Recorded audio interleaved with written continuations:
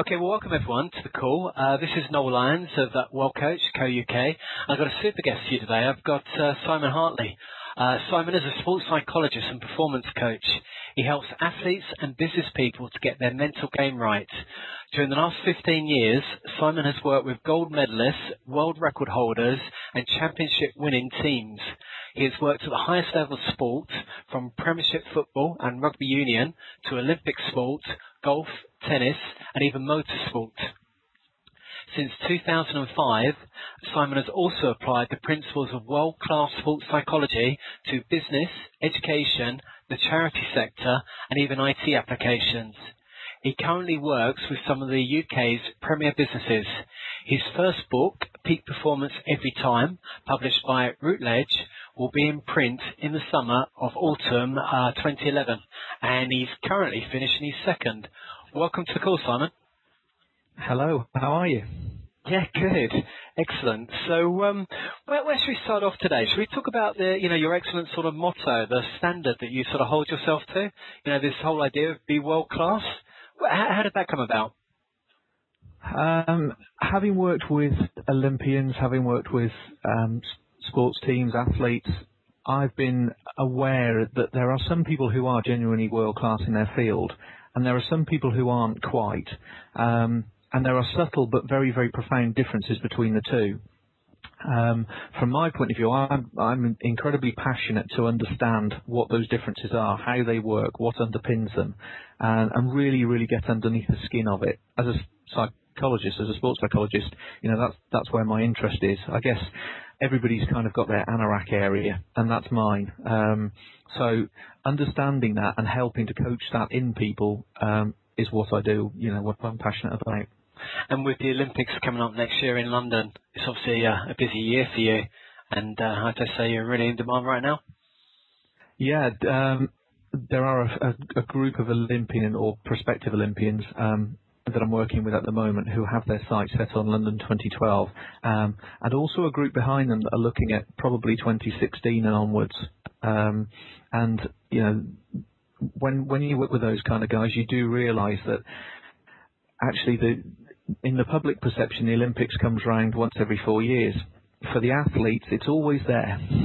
Years and years in advance of the event, it's always there. They're always working on it. We see that tip above the iceberg when the games actually come round.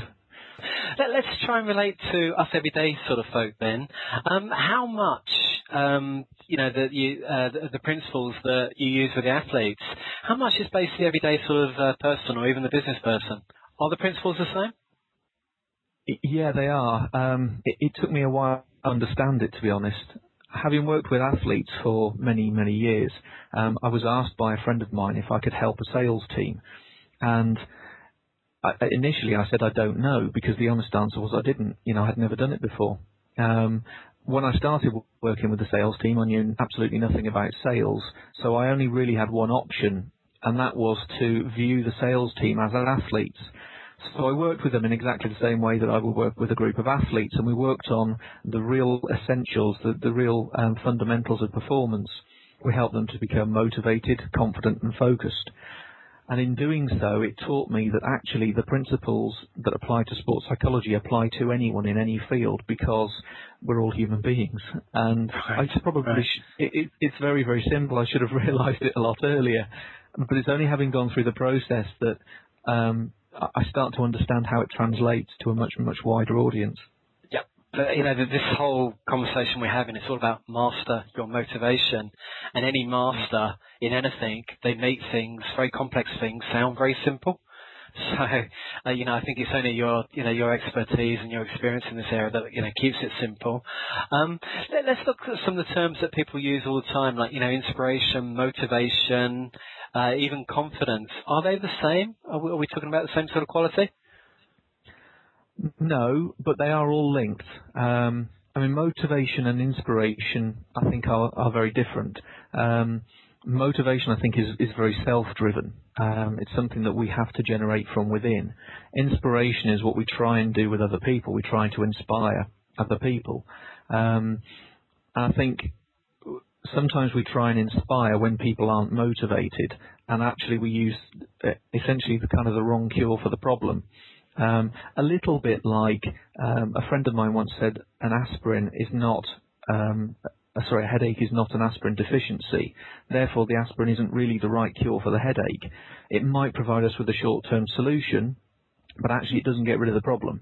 And I think when we invest too much of ourselves in trying to inspire other people, it's because those people aren't genuinely motivated, intrinsically by what they do. I think most of us just need to find our field, find our passion. One of the things I've noticed through writing my second book, the process to write my second book, I've interviewed around a dozen truly world-class individuals, people who are world champions in their field, who are amongst literally the top handful of people in the world in their chosen domain. And one of the things that strikes me is they have all found their passion. And a lot of people would look at that and say they're very lucky because they found their passion.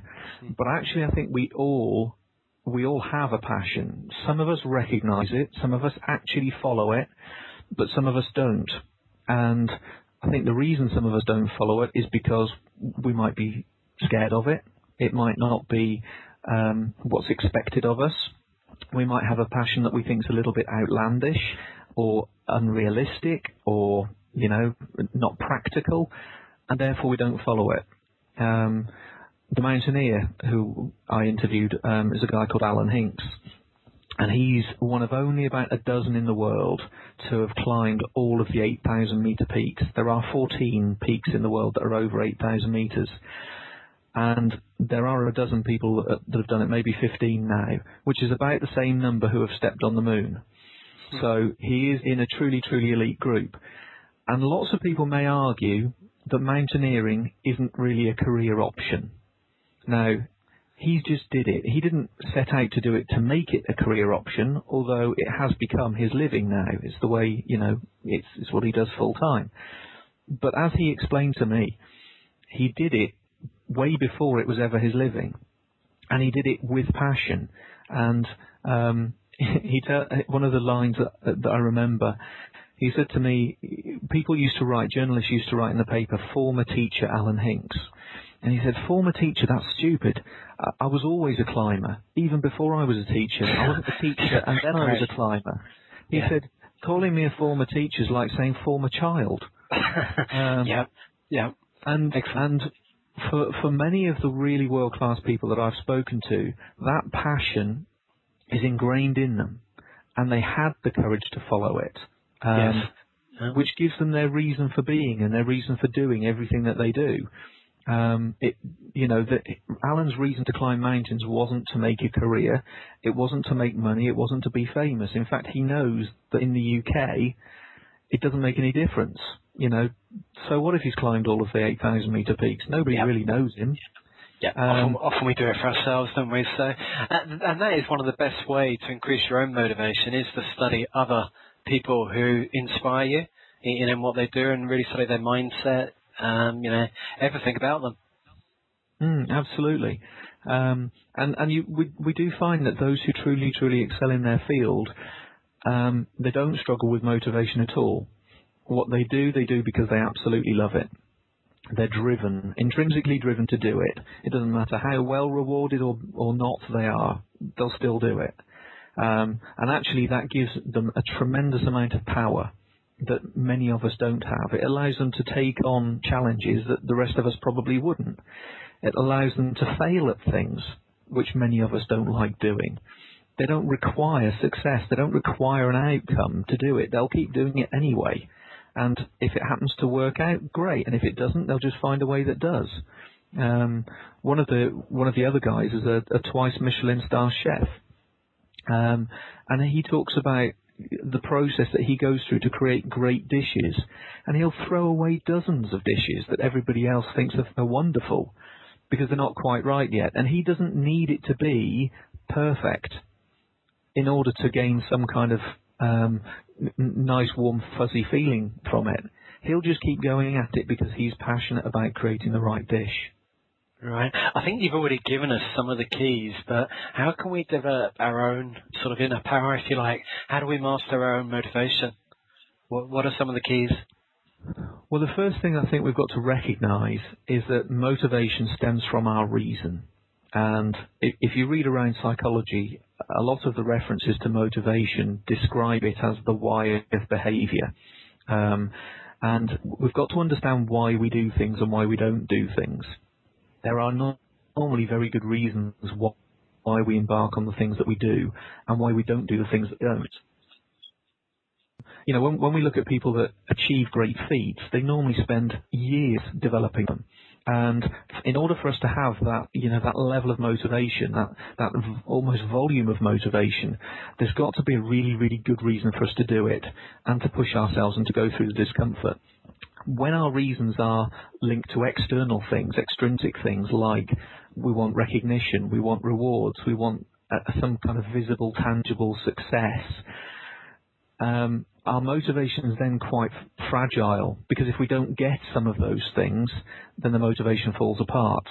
I worked with lots of people trying to lose weight a few years ago, and one of the things I continually noticed, lots of those people engaged in weight loss because they thought it was going to get them some kind of external benefit. Like they'd get recognition from the people around them who would say, "God, you look wonderful." And they'd get recognition from that little square that they stood on with a number on it, that set of scales. And when the number on the scales went down, they'd get a nice warm fuzzy feeling and they'd say, "Aren't I doing well?"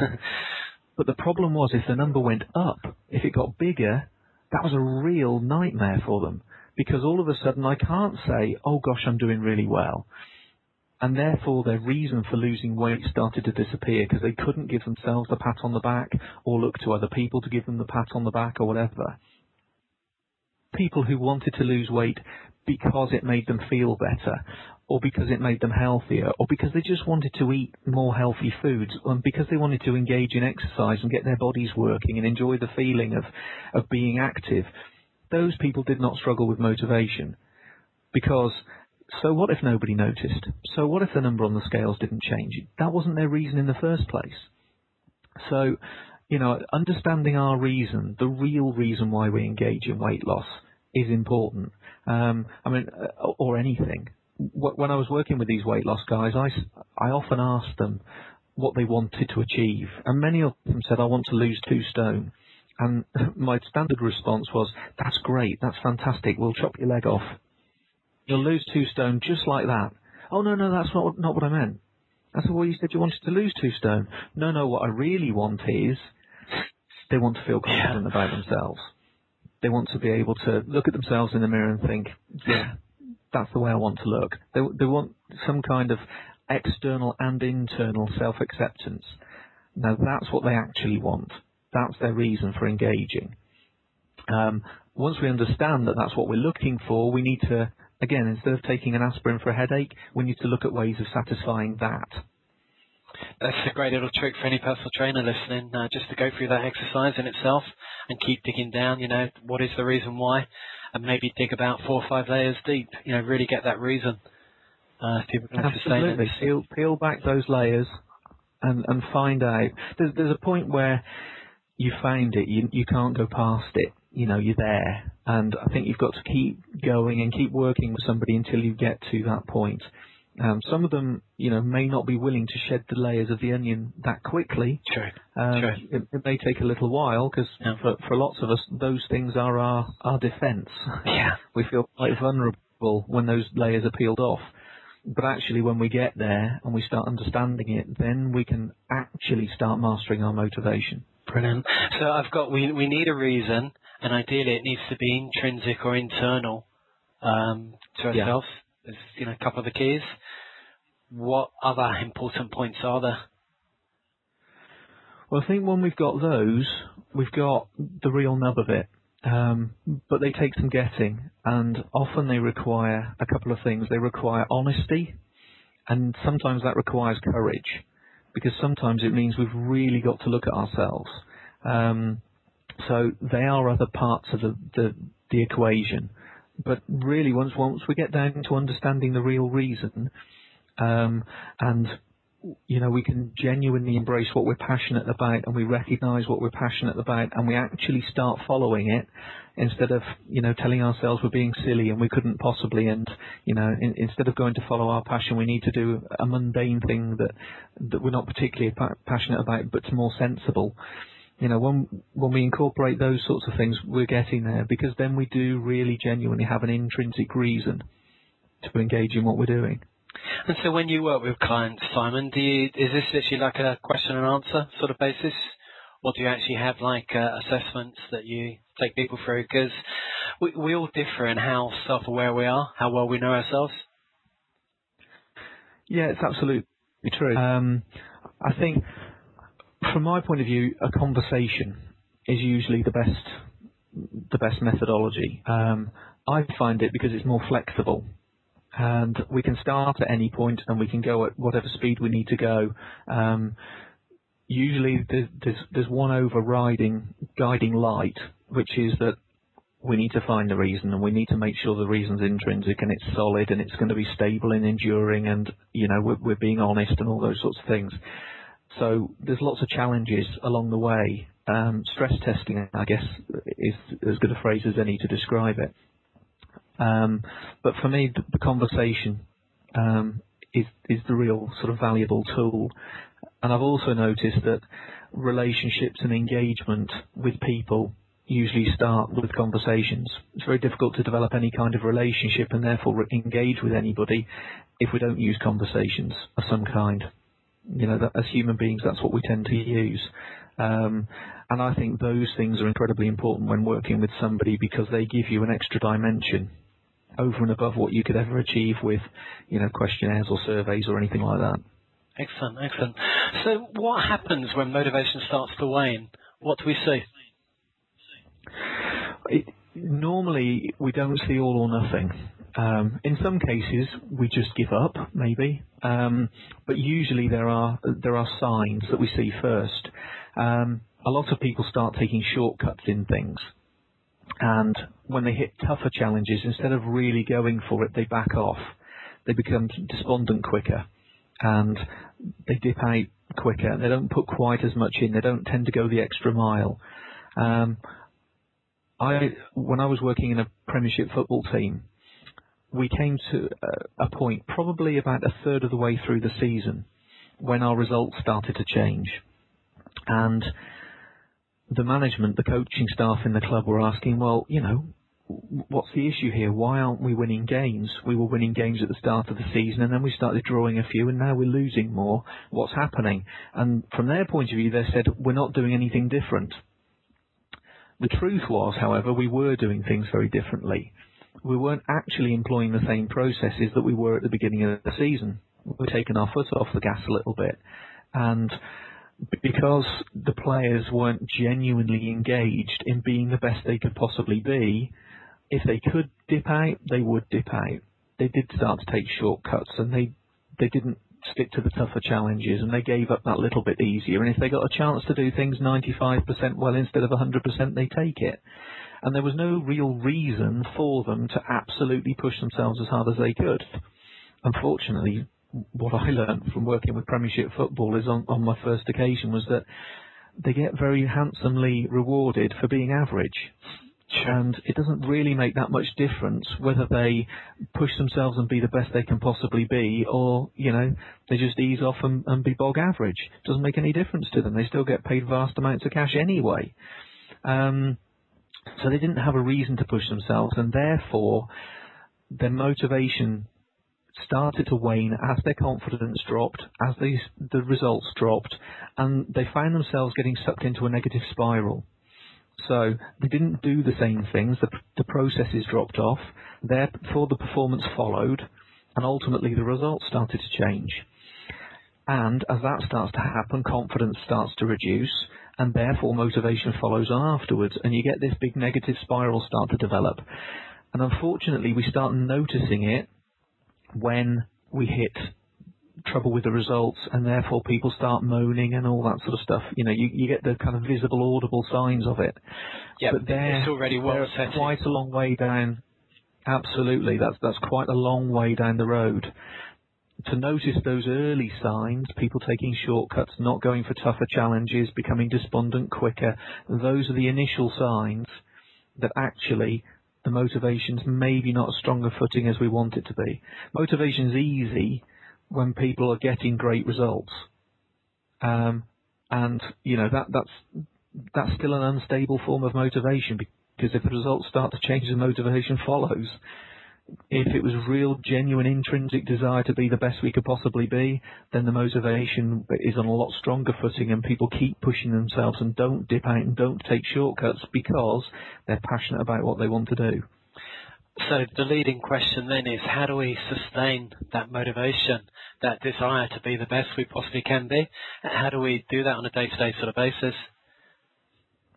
Well, I think, fundamentally we need to find something that we deeply care about.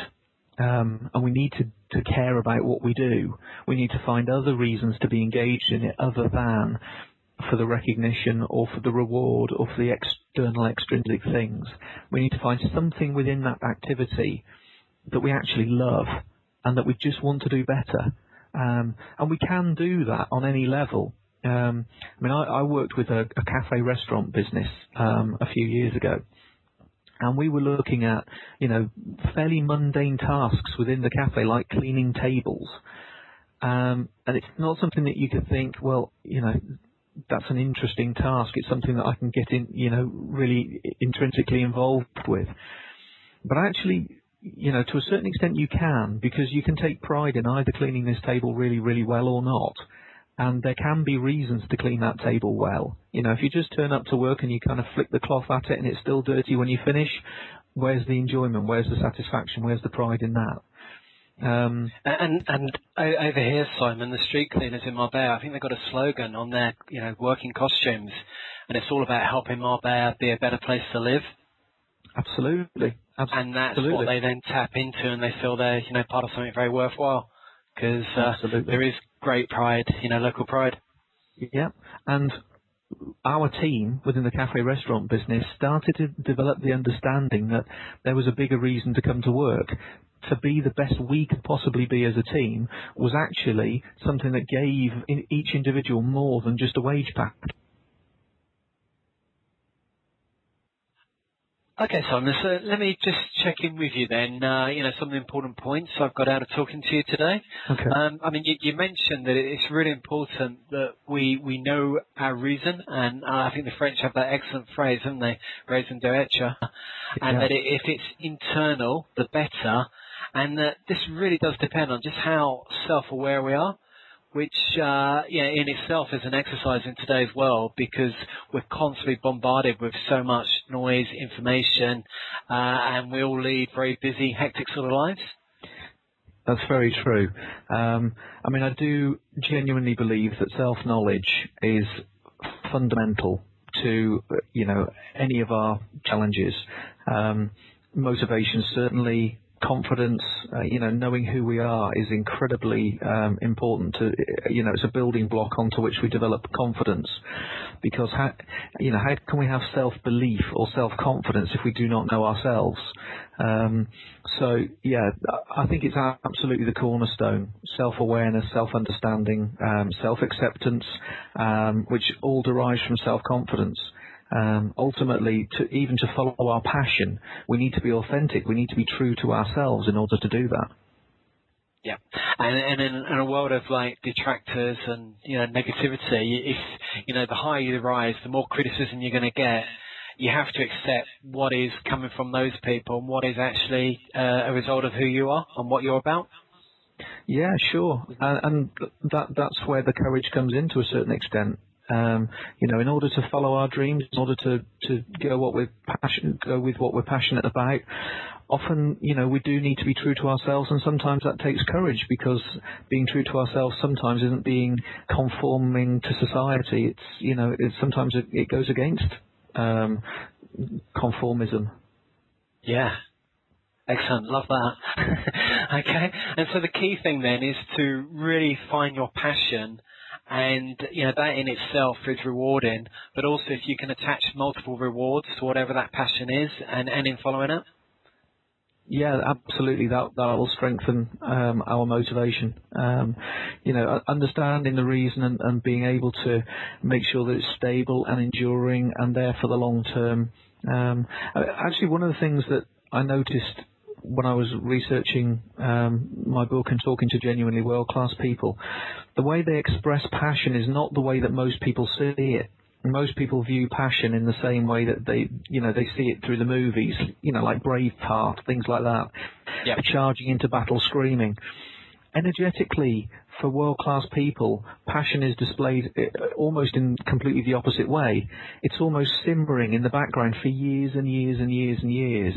It's not a burst, that happens in seconds. Interesting. Yeah, great point.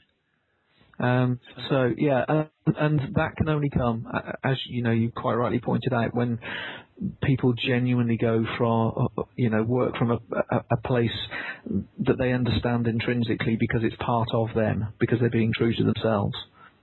Yeah. Now, obviously, this is a really complex subject, and it's different for everybody. It's a very individual sort of thing. Mm-hmm. And because of that, you've actually got like a series of webinars that can allow people to explore further. Yes, absolutely. And they can find that at your website, which is B, and then it's hyphen world, and then hyphen again, then class.com/, and then webinars. And that's a free opt-in, Simon, is that correct? There's a package in there. There are some bits that are on there for free. There's quite a lot of content, and there's a small charge for download. There's always far more than you and I could ever discuss on one call. Yes. So there's 4 or 5 hours worth of material on how to develop confidence, control confidence, hone focus, and master your motivation, and then how to pull that all together to mean that an individual or a team can maximise their performance. And if an individual wanted to work with you in person, how would they best contact you? Drop me an email, Simon at be-world-class.com, and I'll pick up the conversation with them. Fantastic. Simon, it's been really good talking to you today. And you. Appreciate your time. No problem whatsoever. We're finished with your slogan, which is be world class, because if you're going to do anything worthwhile in today's age, you really need to be world class, don't you, today, because we live in such a global society. It's absolutely true. I know. And lots of people are aware now that being average is pretty